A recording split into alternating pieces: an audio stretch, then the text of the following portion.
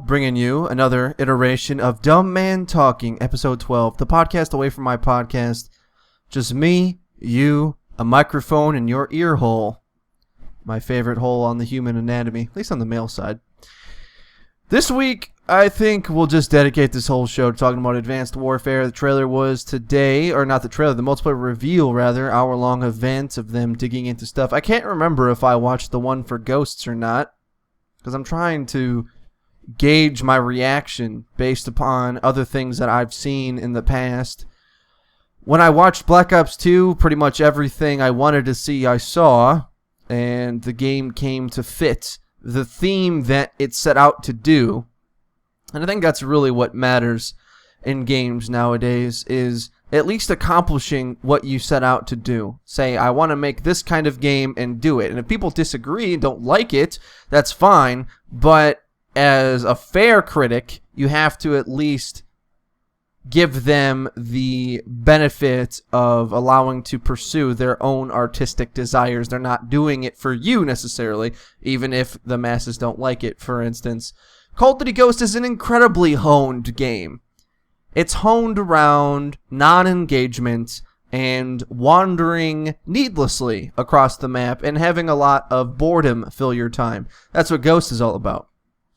Whereas Advanced Warfare seems to be the polar opposite to that, as if they took many of the aspects of Black Ops 2, be it the score streaks, the pick 10 system, the pace of the game, and they amped that up again, if that were even possible. The crackheadedness of Black Ops 2 is now even more crackheaded in Advanced Warfare.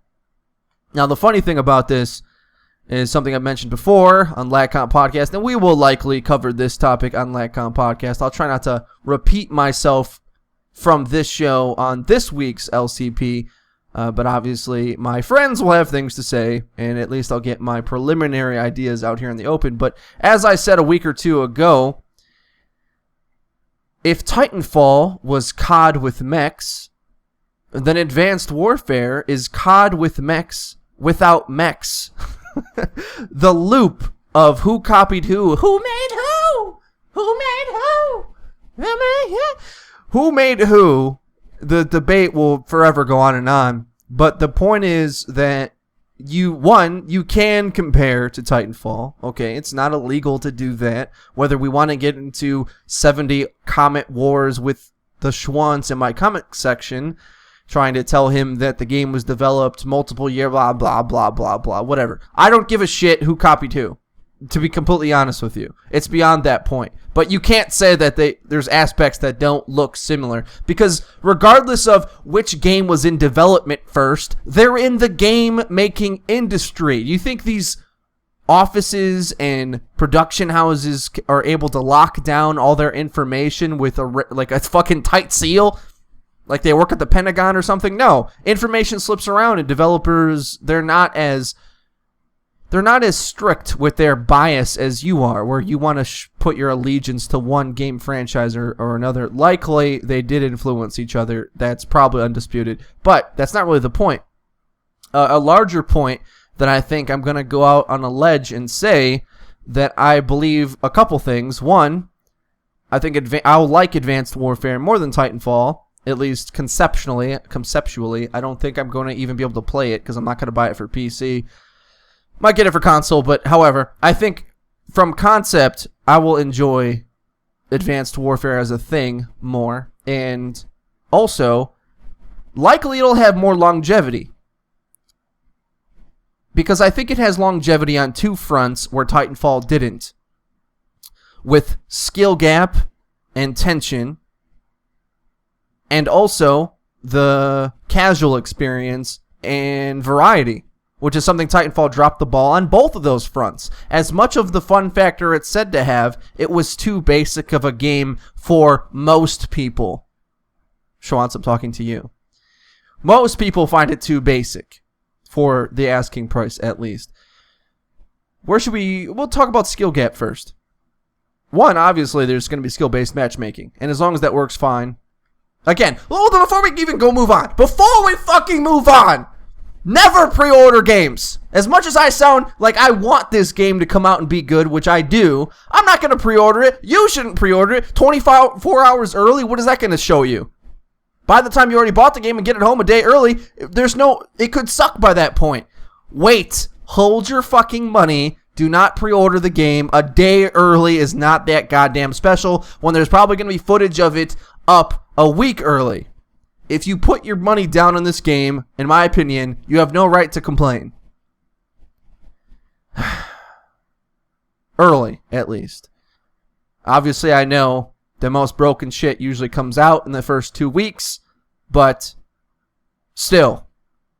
There's a difference between finding broken aspects and not liking broad strokes of the game. Because there's going to be COD fans out there that pre-order the game like blind morons, and then they realize, but I don't want to have to learn how to jump and boost. I don't want to do this. No, this isn't COD. You mean I have to track targets while they're flying through the air?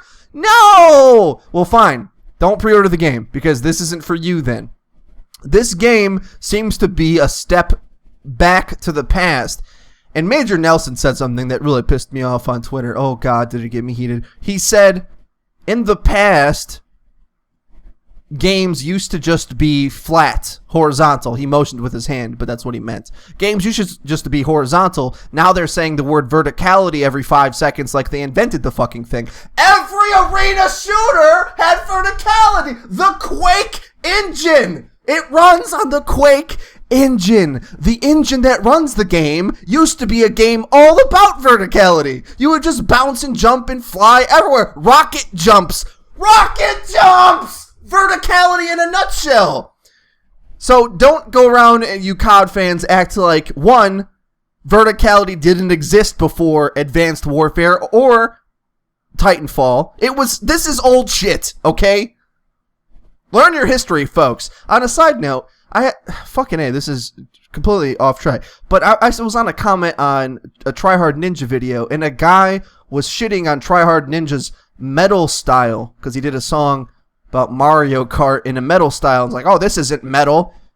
And then he brings up examples of like Screamo and other shit, and I'm thinking to myself, what the fuck? Are you crazy? Do you know what you're talking about? Because the video itself sounded exactly like Iron Maiden. And then I brought that up, and then another guy was like, yeah, you're right, it does sound like Iron Maiden. Well, guess what, folks? The parameters of your genre isn't defined by the recent iterations you remember. You gotta think back to the Iron Maidens of the world who invented the fucking thing! And Quake is that Iron Maiden. Just because he doesn't gutturally scream in the mic like he's speaking some sort of retarded German, doesn't mean... Anyway, whatever. If you know what I'm talking about, Iron Maiden compared to modern metal, whatever the fuck that is, Screamo and shit. If you think that's what metal is by definition, you just have an incorrect approach to it. You have to see the entire picture. Okay, now before I went on that random tangent, I was talking about the two main things that I want to wrap up in this little analysis. There's going to be more skill gap and casual fun factor, staying appeal, lasting appeal in this game. The casual fun factor thing I think is the easier one to tackle because obviously there is so much customization. Now you can customize your score streaks. Now, honestly, there's probably going to be a lot of false variety in there of this one has a cannon, this one has heat-seeking missiles, this one has whatever. But the point is, Brian, there's other combinations to play with and try and multiple ways to go about building your class and your character and things for casual people to experiment with. That is what defines the RPG progression system within the modern FPS. That is what creates that joy in leveling up and getting shit. Whereas Titanfall, you leveled up, oh boy, look, I unlocked nothing useful. Da-da-da-da. Great, I'll still use the carbine for the next 30 hours of gameplay. That's not exciting. And even if there is some shitty, broken garbage sites or add-ons and stuff, they're going to hit a few decent ones. They're not all going to be shit, hopefully, unless they fuck up royally. Again, don't pre-order. But Black Ops 2, at the very least, had quite a few attachments that were competitive or at least novelty worthy. So you weren't putting your both arms behind your back to use them. Maybe you're only putting one, and that's fine. And I think Advanced Warfare, without a doubt, will nail that. If not anything else. So for the casual fans, they'll have that to look forward to. What the casual fans, what I assume, will hate, but hopefully the skilled players will enjoy, and this game, I feel, will kind of separate the chaff from the wheat, so to speak, in that I think this might be the most skillful COD to date. Now, the hit detection looked incredibly forgiving. It looked like that classic crisp and clean, quote-unquote, hit detection that everybody else likes, that I kind of prefer not, where the hit boxes on the characters are extended to the outer edges of the body. And despite Eddie, talking to you now, you prick, I'm just calling out all my friends in this show, but who claim like, well, I'm shooting at the body, I should hit them, but there's dead corners of the characters where like a sleeve or something, or like a little ruffle in the clothing, doesn't count as a hitbox because the hitboxes are tight to the characters. That's COD 4, World at War, Black Ops 2, and 1. The Infinity Ward games have wider hitboxes where quite literally there is no physical space that the character takes up that won't be a hit. And you might say, Frito, why is that a bad thing? That's what I want. Every single part of the body I want to be able to hit. Well, if your hitboxes are the size of barn doors, it makes it easier for gunfights to connect. Makes it a little bit easier for noobs to hit their targets, which is fine if that's what you want. But you got to remember, when you're dealing with lag and things like this, it puts the skill component down a tad, unfortunately. But to compensate that, typically, Infinity Ward games at least, I assume Sledgehammer is going to be closer to Infinity Ward than they are to Treyarch. That's going to remain to be seen, but usually their aim assist is lower as well to compensate. So it's kind of a wash at the end of the day. But hit detection looks easy. But regardless of all that, the movement system, I'm going to go out here on a ledge and say, I think is going to be more difficult than Titanfall. And why? Titanfall, the movement system I wanted to be crucial to play. I said this in many different ways, in so many words, that I would have liked to see more clean, let's say, capture the flag routes, where maybe even boosters, mid-air boosters like Quake, where you fly through the air faster, and you're able to link together routes and have almost like a time trial where you're able to fly through the maps. Or King of the Hill type game mode, where you have to use, it's like on top of a building, and you have to use the movement abilities to keep fighting upwards. That wasn't really the case, especially since the main game mode is a fucking sandbox, go kill everything in the other team, just go have fun. There's no tension with that. You can use the movement abilities to succeed, but they're not required in engagements. Now, Advanced Warfare, when everybody's got a jump dash, and that's more comparable, like Ryan said, to the Titan battles, which is one of my favorite parts of Titanfall, because that's where I actually felt the tension, because it was an actual battle, me against the other player, and it didn't feel so free-flowing and, oh, he saw him first, he died, like easy mode COD, basically. Whereas the Titans would go back and forth, and you would have to dash and play a little bit of Duck, Duck, Goose around the merry-go-round the Rosie. What's that called? Ring around the Rosie. In order to kind of outsmart and out-position your opponent. That same principle, where every player has the ability to super jump and dash, is going to really intensify the engagements. So, I think new players are going to struggle with that aspect, and they're going to have to lean on cloaking and other proximity stuff. This is what's probably going to happen. If you want to complain about the movement abilities in this game, the bad players, I almost guarantee you, will disable them in lieu of other things, because they're going to be too difficult to master. At least at the bare minimum, if I were to give advice to a new player, it would be, don't even waste your time. Or a bad player, a player that's never going to get better. If you want to actually get better, you're probably going to need to use them. But they're going to lean on the other classic garbage Call of Duty shit from the past in order to succeed. And the movement is going to be for the all-stars that are able to utilize it to its full potential and shit on the people who can't. With that being said, it's all in kind of a grain of salt balance-wise where which thing benefits more. For instance, in Black Ops 2, I, as what I claim to be a good player, actually better than the chest-beating good players of Call of Duty, the ones who only can do good and do exponentially good against bad players. If your skill set does better versus the worst players they are, that doesn't make you better. You have to be able to do good, rise to competition, not escalate due to ineptness, which is kind of COD skill in a nutshell.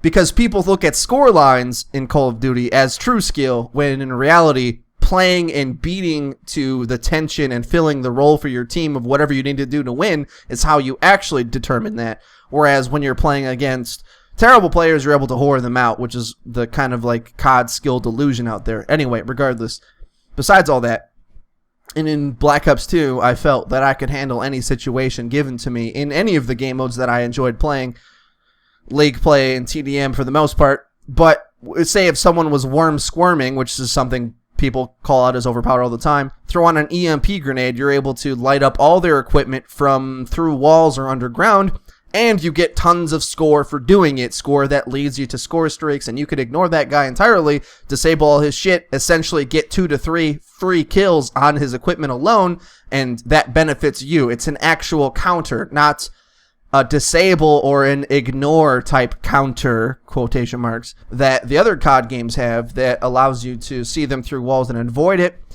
It instead actually benefits you for them to use that newbie shit. So as long as that dichotomy is built into the game, I could see this being very beneficial to the people who are actually able to rush.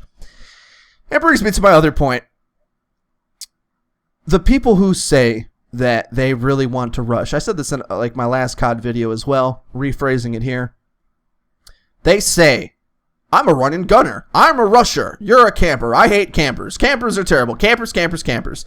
Yet, we will see how good these quote-unquote rushers are capable of playing when you're required to be able to boost and jump and fly through the map in order to succeed. Because you will have to do that in competitive games where the benefits of playing the objective is higher. By the way, Team Deathmatch, there's no reason why this is going to work in a game mode like TDM, which essentially is respawn game type search and destroy. You don't want to die, want to kill the other players. So yeah, maybe rushing around might help you get more kills, but it's not the most economical way to play, which is why Call of Duty Ghosts is so boring. When you approach the game economically in order to play the most efficient way, it shouldn't look terrible. It shouldn't turn into shit. That shouldn't be a terrible place. You shouldn't have to shun people for playing economically. The game should be built in itself to promote winning by playing economically, and that should result in action, which the competitive game types always do. They're Black Ops 2, for instance, even search and destroy, the slow game type, with a minute 30 round time, there is no time to waste, and except for the small amount of time you can milk in a minute 30. But beyond that, there's engagements, there's strategy, and that's it. It's over. Hard point, capture the flag, constant tension, and if there's any holes in the defense, huge plays are going to be made. So that engagement line is always brought up. TDM, not so much. So my estimation is that the movement abilities will be incredibly crucial to pro play and playing objectives and such and getting to objectives faster. I cannot feasibly see a way that cloaking and such will be useful in most of pro play, because if you're a cloaking guy and you're playing capture the flag, the team that maximizes their movement and flies through the map is going to outshine a team that just cloaks. Theoretically speaking, we'll see. I could be wrong on that. But the last point about the competitiveness of the skill gap of it is a funny little tweet that I saw from some pro player that got tweeted by another pro player that I follow, and I responded. The pro player tweeted out that, you know, he was calling out people who said that the game would have skill gap. And something to the effect of, we don't even know what the maps and modes or bans will be. There's no way you can claim there'd be skill gap in this game, which kind of directly counters something I said. Not that he was talking to me, he was talking about somebody else, but he doesn't even know me. Most of the COD community doesn't know me, which is fine.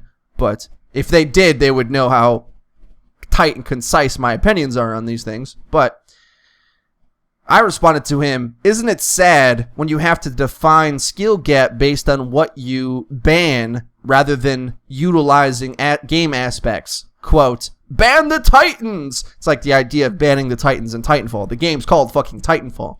And in my opinion, if there is any chance of banning movement abilities in pro play, MLG is not doing their fucking job over there. They are letting those stupid children dictate what is and what is not in the game far too much. And you should allow the game to be the game it wants to be instead of being COD 4 Pro Mod like some people are trying to build Call of Duty to be every year. Sorry. No, you're going to have to learn how to jump and evade. And guess what? Any movement ability whatsoever in any fucking shooter game, if it's useful, will create skill gap. That's the basis of what skill gap is. I can do this and you can't.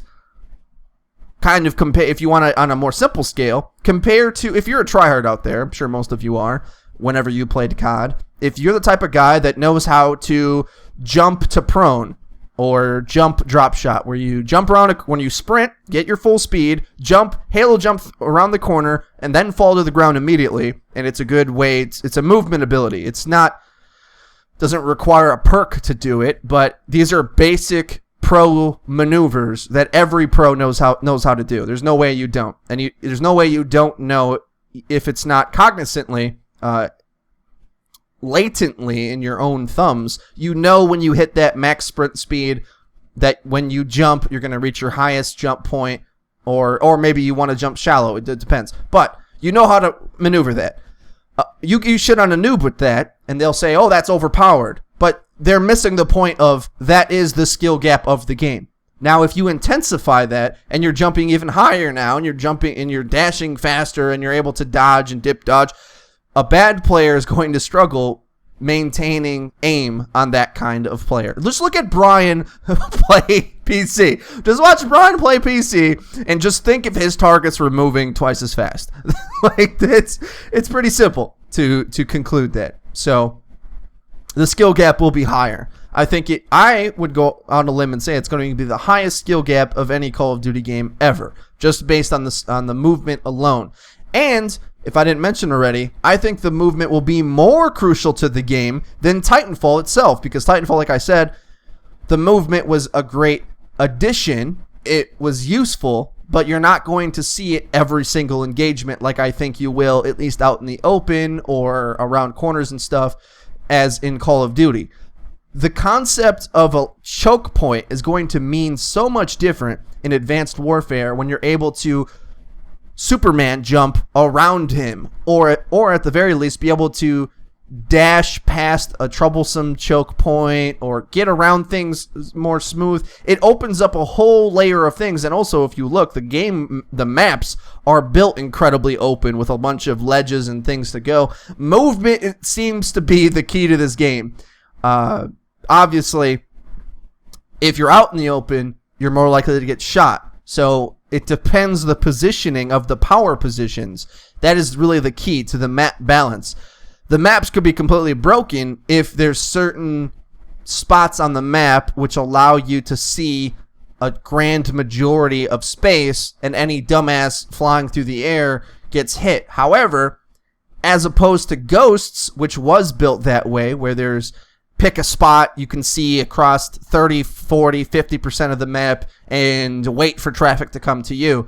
Ghost, that makes it very easy. The guns are very easy to use. The kill time is fast. I think the kill time seems to be quite similar in Advanced Warfare, but at the very least, you have movement abilities in order to try to dodge, to help your movement. At the very least, if you put these movements into COD Ghosts, the game would function a lot different. It would be much harder to camp. So I think at bare minimum, the movements are a net positive regardless of any other aspect of the game. let's get into the last section of things that I saw. I think that's about it, really. Notable exemptions, as the Schwantz pointed out on Twitter. There is no theater mode and no mention of dedicated servers whatsoever, which I'd rather them say nothing rather than promise bullshit like they did with COD Ghosts. Overall, how do I feel about the game? Well, not buying it for PC. I feel like that's a waste of money. I'm not going to be burned by that again, nor burned by, burned by the developers who don't develop it right for PC when it's a console game, essentially. Nor going to deal with the fact that nobody plays it. Might as well play Quake 3 Arena. Can easily find games there usually and have more fun for free. Where am I going to drop money on that? But if I don't know, I'm going to be going back to work and have more money to spend. I'm thinking about buying a Wii U for the wife. And maybe, if I find it to be so, I'll save up some money. And I'll have the money to be able to spend on a console and Advanced Warfare if I feel like it. But I think more of my perspective comes to how well it can do for my YouTube channel. Posting Call of Duty is easy YouTube views, at the very least. And which you can fucking tell because you're watching this video. A bunch of other people are going to watch just talking about the game, especially when there's a meta game and things to break down and balance concerns for me to dig into. It's something that I can do. A lot of people are like, oh, I missed your analysis for Ghosts. What's to analyze? That's not even a word. What? There's nothing to analyze about Ghosts whatsoever. It sucks. That's my analysis. It's boring. There's no way to fix it. It just sucks. Whereas Black Ops 2, we can have a debate. There was things to talk about. And a lot of attachments and metagame analysis looking to go. So, conclusion about Titanfall 2, Advanced Warfare. The movement looks sick.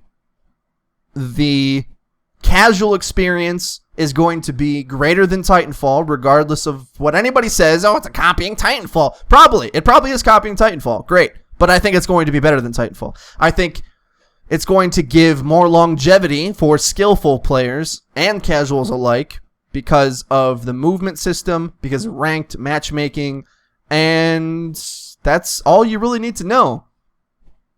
I look forward to the game. I look forward to seeing more stuff about it. Hope you guys enjoy Dumb Man Talking. Show posts each and every Monday and sometimes Wednesdays. Hope to see you next week. Come on, tune in to things that aren't COD. Expand your brain. And obviously, there is a Dumb Man Talking playlist on my channel if you want to check out other episodes as well. Check out the playlist for LagComp Podcast. Always linked in the description of every video. And you also can download that off of Podbean or iTunes. Catch you guys next week.